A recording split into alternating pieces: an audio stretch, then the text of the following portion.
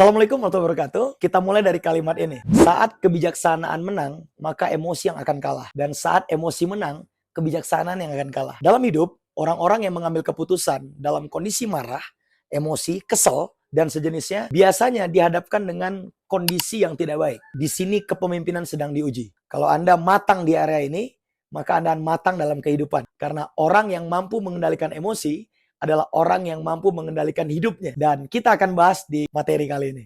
Ada 5 strategi untuk membuat keputusan Anda menjadi powerful. Dan keputusan itu kita bagi menjadi 3. Ada yang tidak mengambil keputusan, ada yang keputusan yang salah, dan ada yang mengambil keputusan. Dan dari 3 ini, yang baik cuma 2. Keputusan yang salah dan keputusan yang baik. Yang paling jelek adalah tidak mengambil keputusan. Banyak orang di luar sana yang sangat cerdas, tapi lambat mengambil keputusan. Dan akhirnya dia ketinggalan. Nah, jadi keputusan yang salah itu kadang lebih baik daripada tidak mengambil keputusan. Karena sebenarnya tidak mengambil keputusan adalah proses menunda persoalan untuk menumpuk, dan menumpuk lagi. Ingat, penundaan yang Anda lakukan selalu akan berakhir pada penyesalan. Karena penundaan yang kecil akan terus bergulung dan akhirnya membuat masalahnya semakin besar. Jadi ambil keputusan. Meskipun dia salah, akan jadi pelajaran. Kalau dia bagus, dia akan jadi kemenangan untuk kita. Dan jauh sebelum itu, kita harus mengkondisikan emosi kita. 5 strategi mengatur emosi agar terkendali. Yang pertama, miliki pengetahuan yang cukup. Orang-orang yang pengetahuannya luas,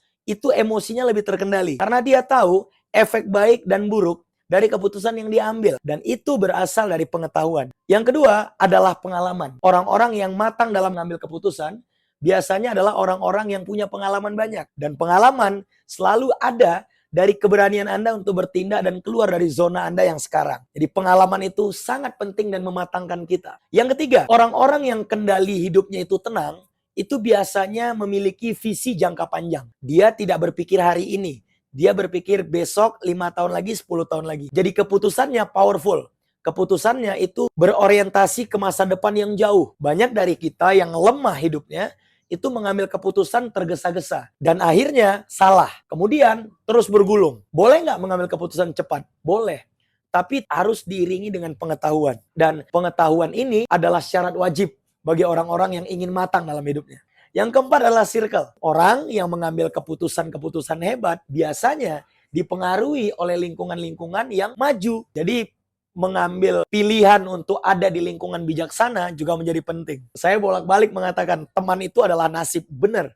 Orang-orang yang memiliki circle yang positif akan memiliki pikiran yang positif. Orang-orang yang dikelilingi oleh orang-orang yang salah dan emosinya tidak terkendali, itu biasanya juga adalah orang berikutnya yang memiliki karakter yang sama. Dan yang terakhir, orang yang tenang adalah orang yang yakin kepada Tuhan bahwasannya apapun yang dia ambil adalah bagian dari takdir Tuhan untuknya. Jadi dia tidak menyesali apa yang dia ambil, dia mensyukuri apa yang sudah lewat. 5 strategi ini wajib Anda miliki agar Anda menjadi pribadi yang tenang dan Anda pasti akan selalu menang. Ingat, saat emosi menang, maka kebijaksanaan yang akan kalah. Jadi kendalikan emosi Anda. Baca buku-buku tentang ilmu ini, dan ini pasti akan membuat Anda jauh lebih tangguh dan jauh lebih bijaksana lagi. Karena pada akhirnya kita akan diadili atas keputusan yang kita ambil. Kenapa ada dosa dan surga serta neraka? Karena sejatinya kitalah yang mengambil keputusan itu. Kitalah yang memilih dosa-dosa yang kita sesuaikan dengan diri kita. Dan inilah yang menjebloskan kita ke area hidup yang lemah atau akhirat yang tidak baik. Terima kasih, sampai ketemu lagi di vlog berikutnya. Wassalamualaikum warahmatullahi wabarakatuh. Thank you.